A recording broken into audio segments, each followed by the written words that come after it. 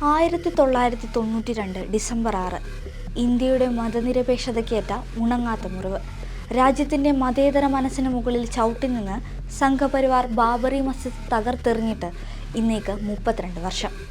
എന്നാൽ ഇന്ന് ഇന്ത്യ എന്ന രാജ്യം ആശങ്കപ്പെടുന്നത് ബാബറി മസ്ജിദിനെ ഓർത്തു മാത്രമല്ല എന്നുള്ളതാണ് യാഥാർത്ഥ്യം.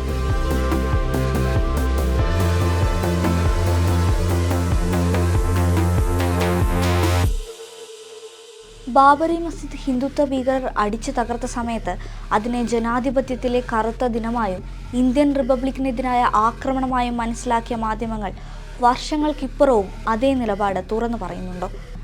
അതേ ഭൂമികയിൽ രാമക്ഷേത്രമെന്ന സംഘപരിവാർ അജണ്ടയുടെ കെട്ടിടമുയർന്നപ്പോൾ മാധ്യമങ്ങൾ സ്തുതിപാഠകരായി മാറുകയല്ലാതെ മറ്റെന്താണ് ഉണ്ടായത്?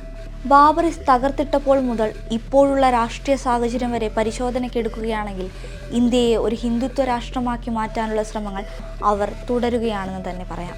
ഗ്യാൻവാബി മസ്ജിദ്, മധുര ഷാഹി ഈദ്ഗാഹ്, സംബൽ ഷാഹി ജുമാ മസ്ജിദ് തുടങ്ങി അജ്മീർ ദർഗ ഉൾപ്പെടെയുള്ള മുസ്ലിം ആരാധനാലയങ്ങളിന്മേൽ ഹിന്ദുത്വ സംഘടനകൾ അവകാശവാദവും തുടർ നടപടികളുമായി മുന്നോട്ട് പോവുകയാണ്. ഇത് രാജ്യത്തിൻ്റെ സൗഹാർദ്ദ അന്തരീക്ഷവും കെട്ടുറപ്പും തകർക്കുമെന്നതിൽ സംശയമില്ല.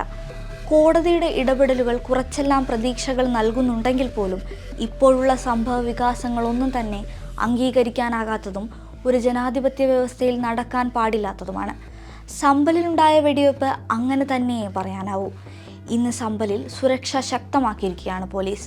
32 വർഷങ്ങൾക്ക് മുൻപുണ്ടായ അതേ ഭീതി ഉണർത്തുന്ന അന്തരീക്ഷവും സാഹചര്യവും ഇന്നും ചർച്ച ചെയ്യേണ്ടി വരുന്നു എന്നത് അങ്ങേയറ്റം ആശങ്ക ഉളവാക്കുന്നതാണ്.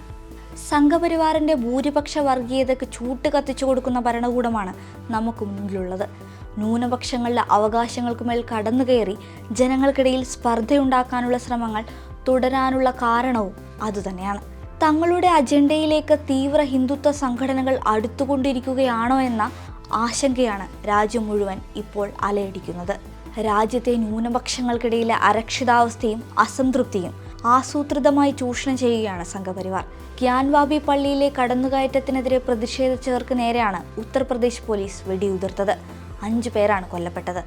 വീഡിയോകൾ ഉണ്ടായിട്ടും അവർ പരസ്പരം വെടിവെച്ചതാണെന്നും മറ്റും പറയാനുള്ള UP പോലീസിൻ്റെ ധൈര്യവും മറ്റൊരു ഭരണകൂട ഭീകരതയുടെ ഉദാഹരണമാണ്.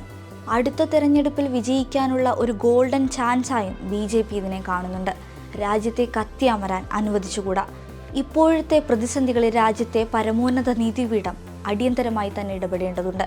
അതിൽ സുപ്രീം കോടതി കൃത്യമായ ഉത്തരവാദിത്തം നിർവഹിക്കുക തന്നെ വേണം. രാജ്യം ജനങ്ങളുടേതാണ്, സംഘടനകളുടേതല്ല.